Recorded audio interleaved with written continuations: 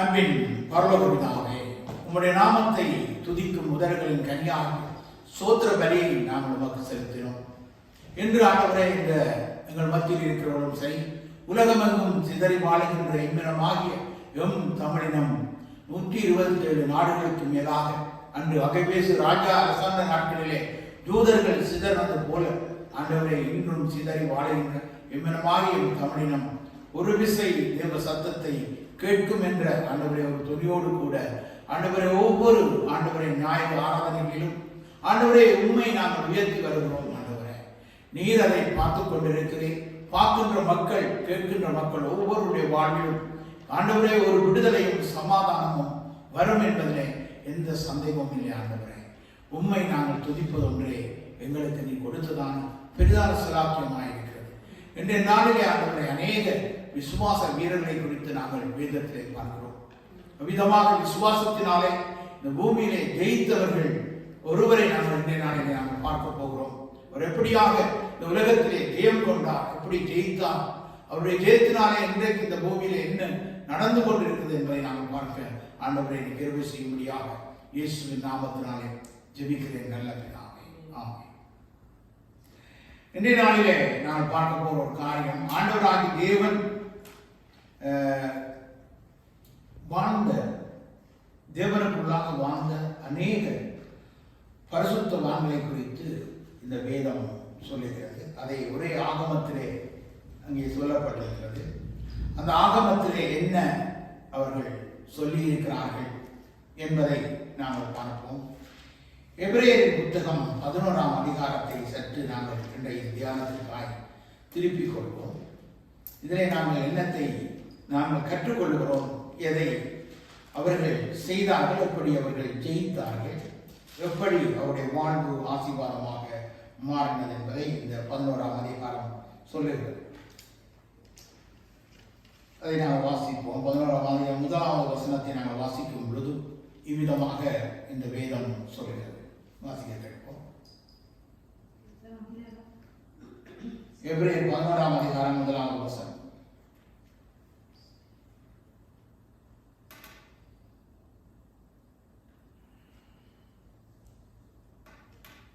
எபிரேயர் 11 1வது வசனம். விசுவாசமானது நம்பப்படுகிறவர்களின் உறுதியும் காணப்படாதவர்களின் நிச்சயமாய் இருக்கிறது. விசுவாசம் என்பது நம்பப்படுகிறவர்களுக்கு தான் அது உறுதியாக இருக்கிறது. யார் அதை நம்புகிறார்களோ அவர்களுக்கு அது உறுதியாக இருக்கிறது. ஏனென்றால் காணப்படாதவர்களின் அது நிச்சயமாக இருக்கிறது. காண்கின்றதை ஒருவன் விசுவாசிக்க வேண்டிய அவசியம் இல்லை என்று இந்த வேத சத்தியம் சொல்கிறது. இப்படி காணாததை நம்பி புறப்பட்ட அநேக தேவ மனிதர்களுடைய சரித்திரம் இந்த வேதத்தில் எழுதப்பட்டிருக்கிறது. அவர்கள் எல்லாம் புறப்படும் போது அவர்கள் தனிமையாக தான் அவர்கள் புறப்படுவதை நாங்கள் பார்க்கிறோம்.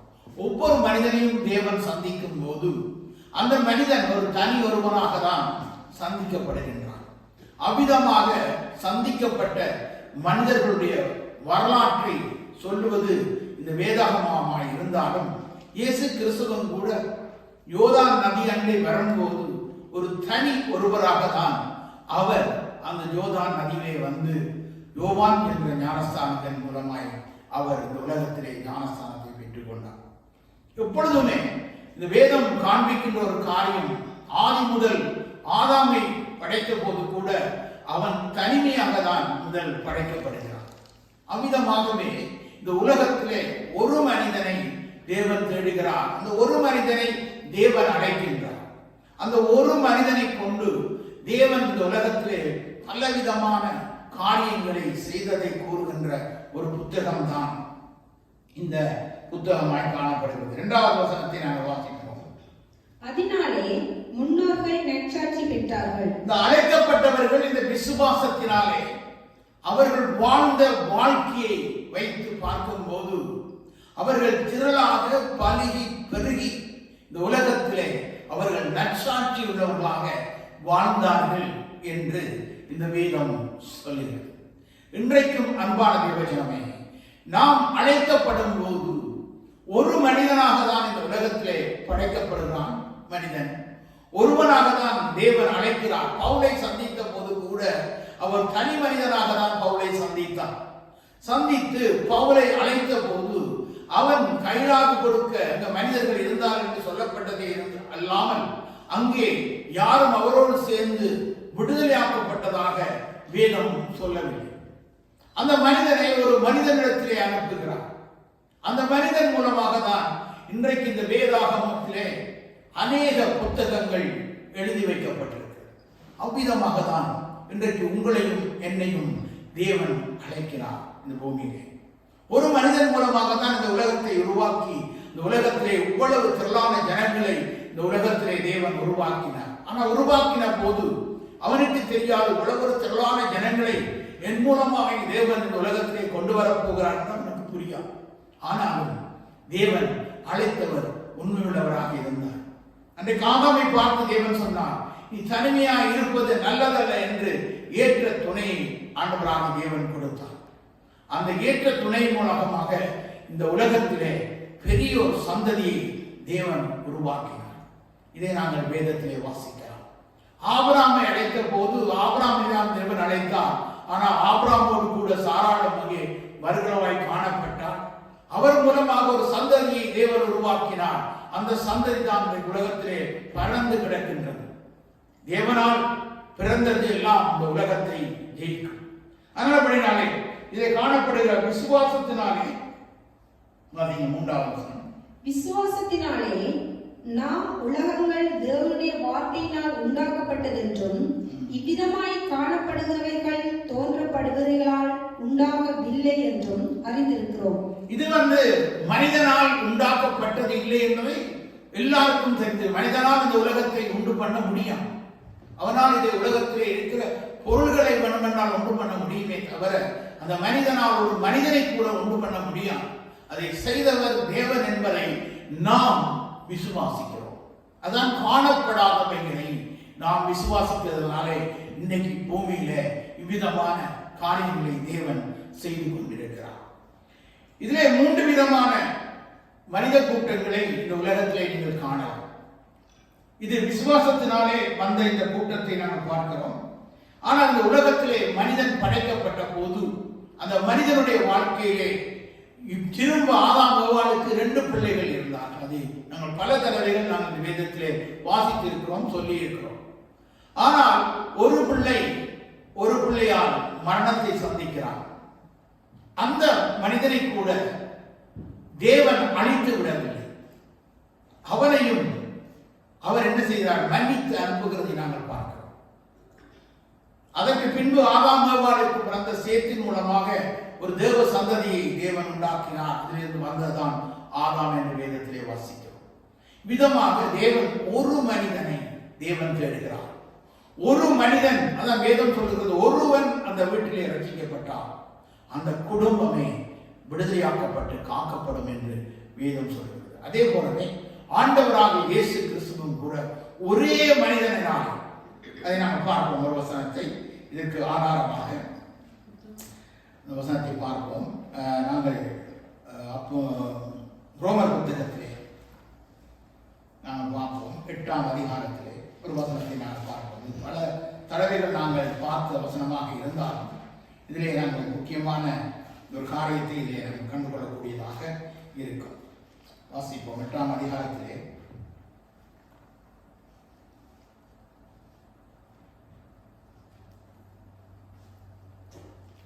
வாசிப்போம். 7ஆம் வசனம். எப்படி என்றால் மாம்ச சிந்தை தேவனுக்கு விரோதமான பகை, அது தேவனுடைய நியாய பிரமாணத்துக்கு கீழ்ப்படியாமலும் கீழ்ப்படிய கூடாமலும் இருக்கிறது. மாம்சத்துக்கு உட்பட்டவர்கள் தேவனுக்கு பிரியமா இருக்க மாட்டார்கள். இந்த மாம்சத்துக்கு உட்பட்டவர்கள் ஒருபோதும் தேவனை விசுவாசிக்க மாட்டார்கள். கடவுள்தான் ஆண்டவராகிய இயேசு கிறிஸ்து என்பதை இந்த பூமியிலே விசுவாசம் இல்லாமல் ஒருவரும் அவரை கடவுள் என்று விசுவாசிக்க மாட்டார். கடவுளாய் இருக்க வேண்டும் என்று சிலர் சொல்லுகிறார்கள்.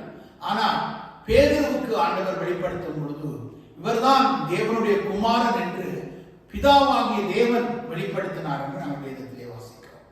அவ்விதமாகவே இந்த பூமியிலே ஒவ்வொரு மனிதனுக்கும் அவர் தன்னை வெளிப்படுத்தும் வரைக்கும் அவரால் தேவன் யார் என்று அறிய முடியாது. ஏனென்றால் மாமிசத்துக்கு உட்பட்டவர்கள் ஒருபோதும் தேவனை அறிய முடியாது. மாமிசத்திலே எப்படி இந்த மனிதன் மாமிசமாய் இருக்கிறான் என்பதை அறிந்து கொள்ள முடியும் என்றால் யோவான் எழுதிய சுவிசேஷம் 1ஆம் அதிகாரத்திலே இந்த சங்கதியை நாங்கள் பார்க்கலாம். இந்த சத்தியத்தை நாங்கள் பார்க்கலாம். 1ஆம் அதிகாரத்திலே பல தடவைகள் வாசிக்கப்பட்ட வார்த்தைகளாக இருந்தாலும் இந்த வசனத்தை நாங்கள் சரியாக வாசிக்க வேண்டும். வாசியுங்கள். பிள்ளைகளுக்கு பிறகு 13வது வசனத்தை வாசியுங்கள். அவர்கள் இரத்தத்தினாலாவது மாமிச சித்தத்தினாலாவது புருஷனுடைய சித்தத்தினாலாவது பிறவாமல் தேவனாலே பிறந்தவர்கள். அதாவது அவருடைய வசனம் சொல்லுகிறது அவர்கள் இரத்தத்தினாலாவது. இன்றைக்கு மனிதனுடைய அணுக்களில் இருந்து இன்னொரு இடத்திலே கொண்டு போய் இன்னொரு இடத்திலே வைத்து ஒரு பிள்ளையை உருவாக்க முடியும். அது இரத்தத்தினால் இருந்து உருவாக்கப்படுகிறது. அந்த இரத்தத்தினாலே பிறந்தவர்கள் மாமிசத்தினாலே அவர்கள் பிறக்கிறார்கள். மாமிசம், ஒவ்வொரு மாமிசத்திலும் ஜீவன் இருக்கிறது. அந்த ஜீவனை கொண்டு இந்த உலகத்திலே ஜீவனை உண்டாக்க முடியும். அது மனிதனில் இருந்து உருவாகிறது. இவர்கள் மாமிசத்தினாலே பிறந்தவர்கள். இரண்டாவது ஒரு மக்களை பார்க்கிறோம். மாமிச சித்தத்தினாலாவது அண்ட போட்டு அடுத்த வசனம் சொல்ற புருஷனுடைய சித்தத்தினாலாவது பிறவாமல். கணவரும் மனைவியும் வாழ்கிறதுனாலே ஒரு குழந்தை உலகத்திலே பிறக்கும். எல்லாருக்கும் குழந்தைகள் பிறக்கும். கடவுள் ஒரு கற்பத்தை அடைத்தாலுடைய மற்றும்படி அவர் ஆசீர்வதித்ததை ஒருபோதும் ஒரு நாளும் அவர் தடை செய்வதில்லை. அந்த பிள்ளைகள் பிறந்து கொண்டுதான் இருக்கும் இந்த உலகத்திலே. அதை தடை செய்ய இந்த உலகத்திலே ஒருவராக முடியாது. என்ற இறைவன் அதை தடை செய்வதில்லை. இவர்கள் எப்படி பிறந்தார்கள்? இவர்கள் பிறந்தது புருஷனுடைய சித்தத்தினால் பிறவாமல் தேவனால் பிறந்தவர்கள் எப்படி இருக்கிறார்கள் என்றால் அவர்கள் தேவனுடைய பிள்ளைகளாய் மாறுகிறார்கள். தேவனால் பிறந்தவர்கள். தேவனால் எப்படி பிறக்கிறார்கள்? வேதம் கீழே சொல்லுகிறது, அந்த வார்த்தை மாமிசமாகி கிருபையினாலும் சத்தியத்தினாலும் நிறைந்தவராய் அவர் நமக்குள்ளே அவர் வாசம் பண்ணுகிறார். அல்லேலூயா. ஆண்டவர் நமக்குள்ளே வந்து வாசம் பண்ணுகிறார். அப்ப தேவனுடைய சித்தத்தினாலே ஒரு மனிதன் மீண்டும் பிறக்கும் போதுதான் அவன் தேவனை அறிய முடியும். அவன் தான் விசுவாசிக்கின்றான். தேவன் உண்டு என்று விசுவாசிக்கிறான். ஏனென்றால் அவன் தேவனால் பிறந்ததை அவன் அறிந்து கொள்ளுகிறான். எப்படி அறிந்து கொள்ளுகிறான் என்று வேதம் சொல்லுகிறது. என்ன சொல்லுகிறது? யோவான் அவரை குறித்து சாட்சி கொடுத்தார். எனக்கு பின்வருகிறவர் எனக்கு முன்னிருந்தவர் ஆகையால் அவர் என்னிலும் மேன்மை உள்ளவர் என்று சொல்லி இருந்தேனே, அவர் இவர்தான் என்று சத்தமிட்டு கூறினார். எப்படி அவர் இந்த உலகத்துக்கு வெளிப்படுகிறார்? தேவன் தேவ ஆவியினாலே பிறந்தவர். இயேசு கிறிஸ்து மனுஷ இரத்தத்தினாலாவது புருஷ சித்தத்தினாலாவது பிறந்தவர் அல்ல. அவர் தேவ சித்தத்தினால் பிறந்தவர். அதனால்தான் அவர் தேவன் ஆவியாய் இருக்கிறார்.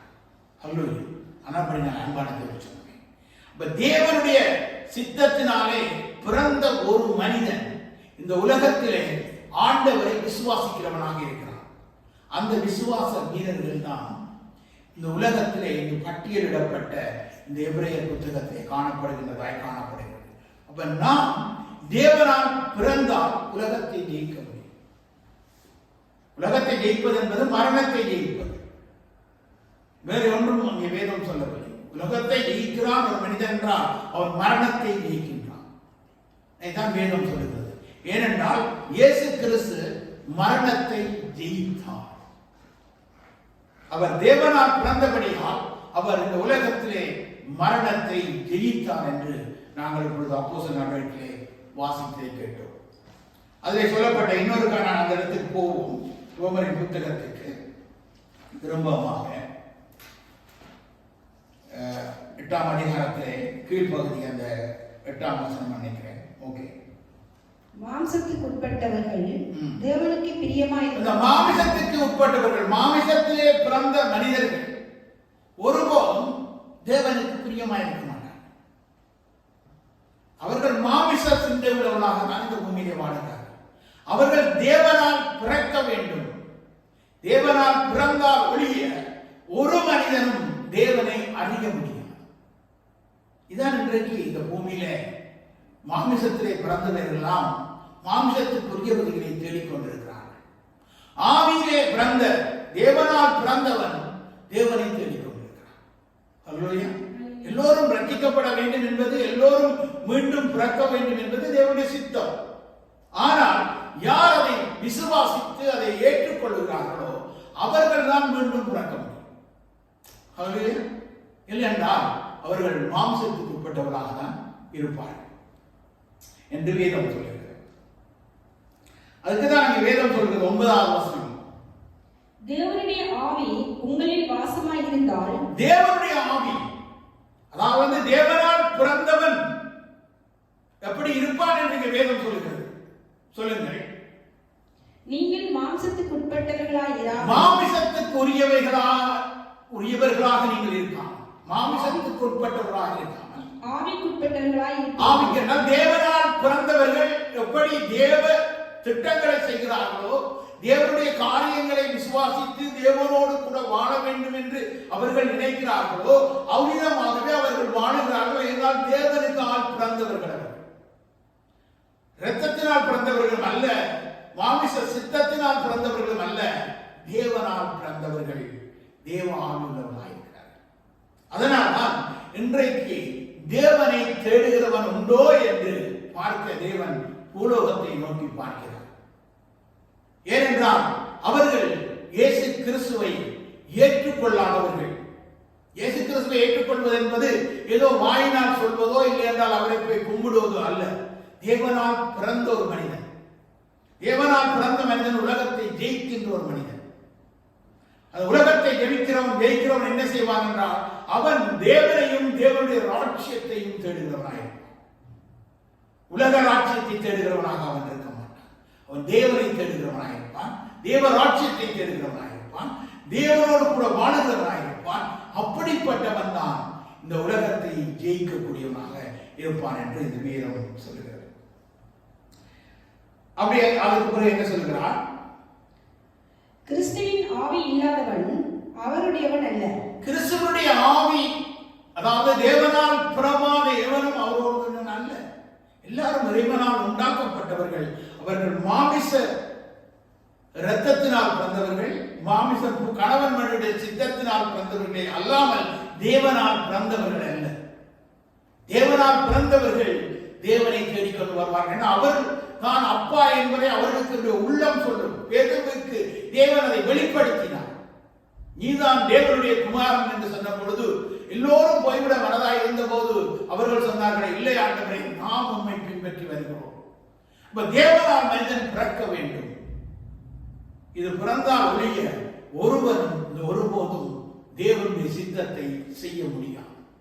ஆனால் அன்பான தேவச்சனமே, நீங்கள் மாமிசத்தில் பிறந்திருக்கிறீர்களா, இல்லை என்றால் புருஷனுடைய சித்தத்தினால் பிறந்திருக்கிறீர்களா, இல்லை தேவ ஆவியினால் பிறந்திருக்கிறீர்களா என்பதை நீங்களே உங்களை நிதானித்து அறியும்படியாக தேவன் விரும்புகிறார். அப்படி இருந்தால் வாசிக்க, மேலும் கிறிஸ்து உங்களில் இருந்தால், கிறிஸ்து உங்களில் இருந்தால், உங்களுக்குள் கிறிஸ்து இருந்தால் சரீரமானது பாவத்தின் நிமித்தம் மரித்ததாயும், பாவத்துக்கு இந்த சரீரம் மரித்து போய்விடும். பாவத்திலே முதல் பாவம் செய்த ஆதாம் மரித்தான், அவன் வாழ்ந்தான். ஆனால் பிந்தி வந்த ஆதாமாகிய இயேசு கிறிஸ்து மரித்தும் உயிரோடு எழுந்து ஜீவிக்கிறார். ரெண்டும் தான் ஆவியிலே பிறந்தவருக்கும் மாமிசத்திலே பிறந்தவருக்கும் உள்ள வித்தியாசம். அப்ப ஆவியினாலே பிறந்தவன் என்றும் நித்தியம் நித்தியம் நித்தியம் நித்தியமாக அவன் வாழ்கின்ற ஒரு மனிதனாக இருக்கிறான். ஆவியானது நீதியின் நிமித்தம் ஜீவன் உள்ளதாயும் இருக்கும். ஆவியானது நீதியின் நிமித்தம், அது நீதியை செய்ய வேண்டும். நீதி என்பது ஆண்டவராகிய இயேசு கிறிஸ்து நிறைவேற்றிய நீதிகள். அவர் சிலுவையிலே உங்களுக்காக மரித்தார், உங்களுக்காக அடக்கம் பண்ணப்பட்டார், உங்களுக்காக உயிரோடு எழுந்தார். இன்றைக்கு அவர் உயிரோடு எழுந்து ஜீவிக்கிறார் என்று எந்த மனிதன் விசுவாசிக்கிறானோ அவனே தேவனால் பிறந்தவன். ஹல்லேலூயா. இல்லை என்றால் ஒருபோதும் அவன் தேவனை அறியான். ஹல்லேலூயா. அதனால் தான் அன்பான தேவஜனமே, தேவனால் பிறக்க வேண்டும் என்பதற்காக நாம் பிரசங்கித்துக் கொண்டிருக்கிறோம். ஹல்லேலூயா. இல்லை என்றால் இந்த உலகத்திலே பிரசங்கம் தேவையில்லை. உலகத்திலே எந்த விதமான ஆலயமும் தேவையில்லை, எந்த விதமான துதிகளும் தேவையில்லை. அதற்கு ஒரு உதாரணமான வாக்கியை கீழே வாசித்து இன்னொரு வாக்கியை நாங்கள் இதை வாசிப்பதற்கு முன்பதாக இந்த எபிரேயர் 11க்கு திரும்ப சென்று நாங்கள் சற்று அதை பார்த்து கடந்து வருவோம். இப்பொழுது மரித்தும் பேசுகின்ற ஒரு மனிதனை குறித்து இந்த வேதம் சொல்லுகிறது. அதை நாங்கள் சற்று 11ஆம் அதிகாரத்திலே கவனிப்போமாக.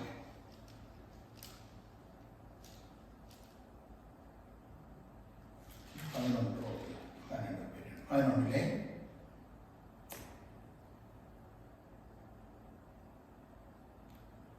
12வது வசனத்தை வாசிக்கிறேன்.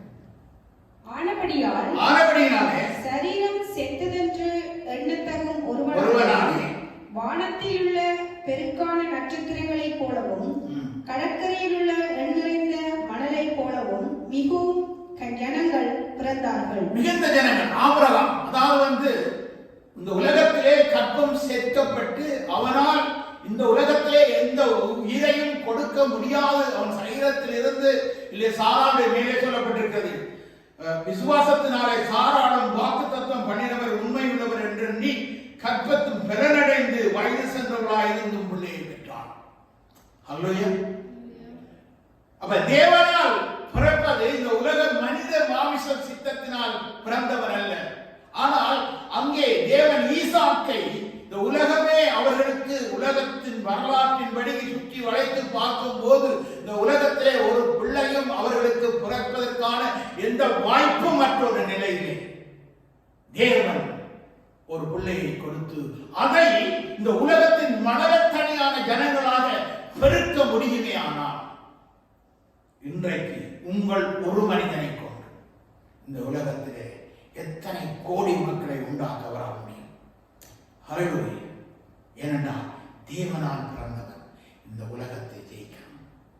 ஆமென்.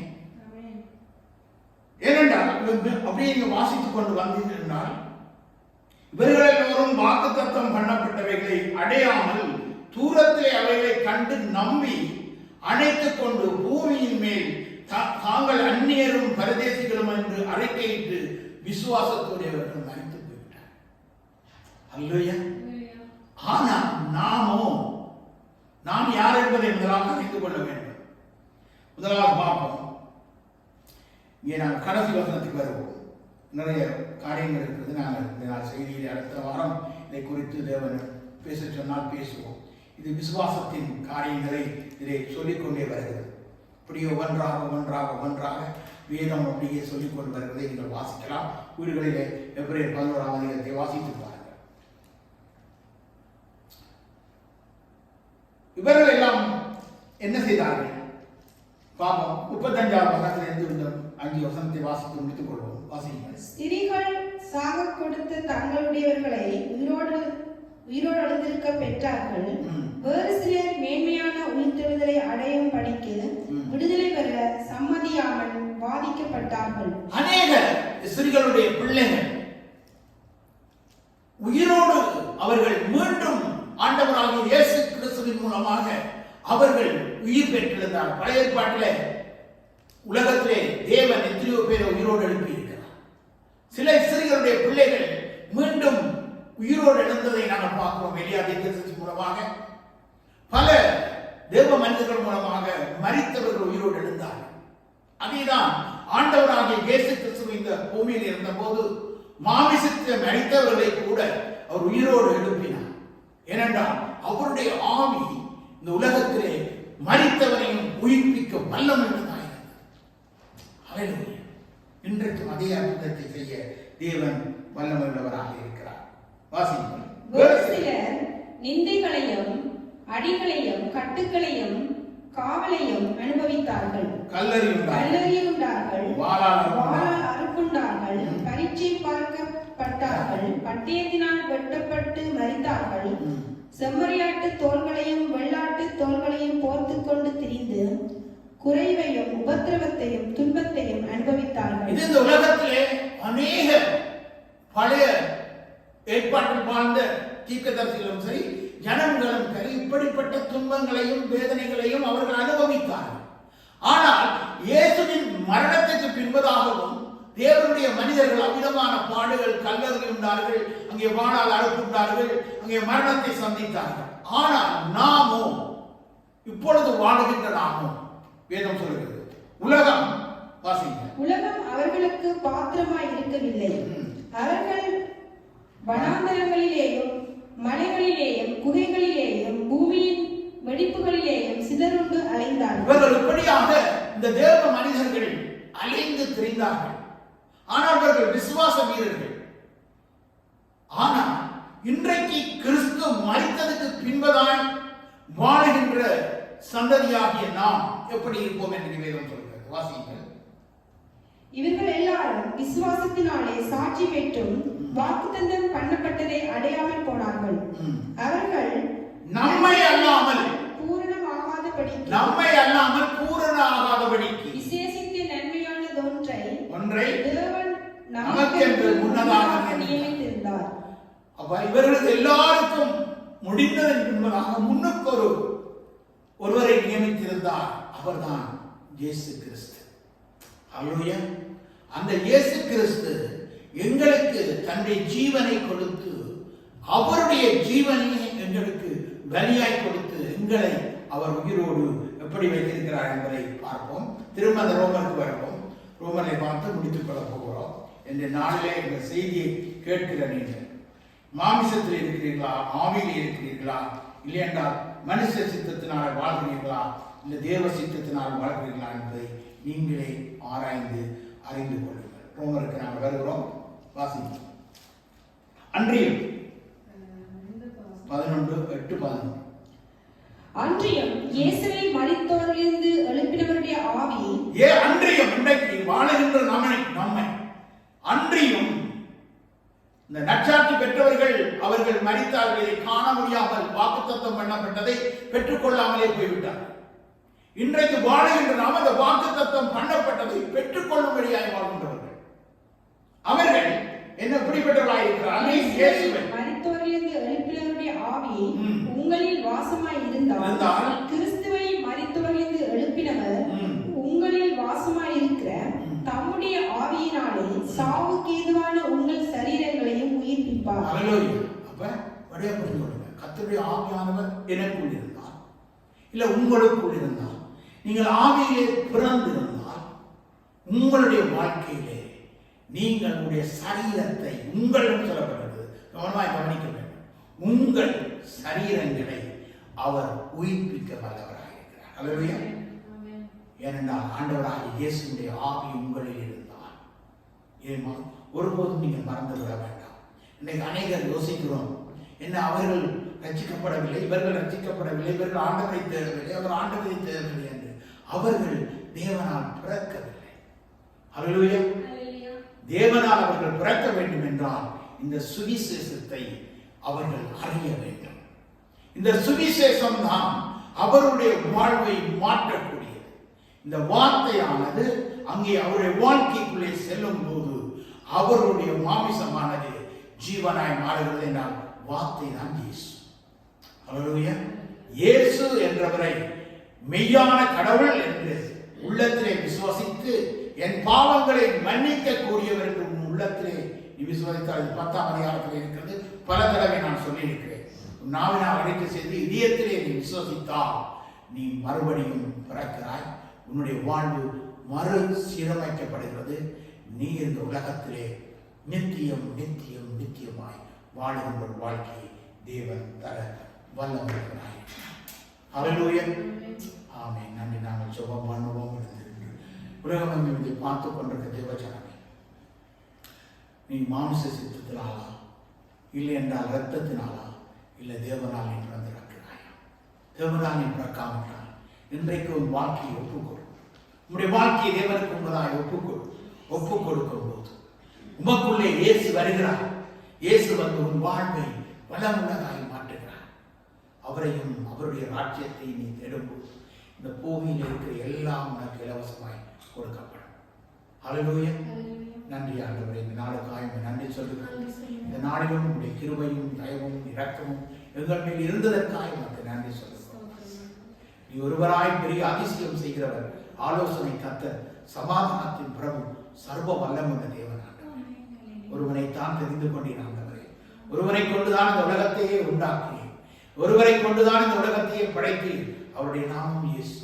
ஒரு மனிதனை கொண்டுதான் இந்த உலகத்திலே ஜாதி ஜாதியா, ஜனம் ஜனமா, இன்றைக்கு திரளான ஜனங்களை நீ உருவாக்கி அதே ஆண்டவர் இன்றும் ஜீவிக்கிறார். இன்றும் அதை செய்ய அவர் வல்லமாய் உள்ளவராய் இருக்கிறார்.